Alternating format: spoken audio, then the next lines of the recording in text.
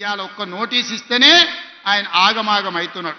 నెలల కొద్ది జైళ్ళల్లో గడిపిన మేమేమనుకోవాలి? నువ్వు దేవుడువా? నువ్వు మనిషివే కదా. ఆనాడు ప్రధానమంత్రిగా పనిచేసిన పివి నరసింహారావు ఒక సెషన్స్ మేజిస్ట్రేట్ ముందర పోయి చేతులు కట్టుకొని నిలబడ్డాడు కోర్టు నోటీస్ ఇస్తే. మీకెందుకయ్యా అంత బలుపు? మీరు చేసిన తప్పులకి ఇవాళ కమిషన్ నోటీస్ ఇచ్చింది. జవాబు చెప్పాల్సింది పోయి ఎదురుదాడి మా మీద చేస్తున్నారు. నువ్వు మా మీద దాడి చేసుడు కాదు, ఇది కాళేశ్వరం కమిషనా కాంగ్రెస్ కమిషనా అడుగుడు కాదు.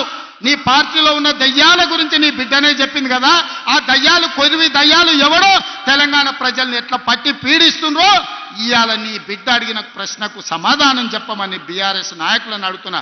ఇప్పటి నుంచి అది దయ్యాల రాజ్య సమితే తప్ప అది భారత రాష్ట్ర సమితి కాదు, అది దయ్యాల పార్టీ అని మన కార్యకర్తలు ఊరూరాలు చెప్పాలి. ఎవడు కనిపించినా ఒకటే చెప్పారు, అరే దయ్యాలు వచ్చినాయి రా భయ అని. ఇంకా వాళ్ళని పేరు పెట్టి పిలువకారు ఎక్కడ కూడా. కనిపిస్తే చాలు దయ్యాలు వస్తున్నాయని ప్రజలకు చెప్పండి. ఎందుకంటే దయ్యాలతో ఉన్న ప్రమాదం తెలంగాణ ప్రజలకు తెలవాల్సిన అవసరం ఉన్నది.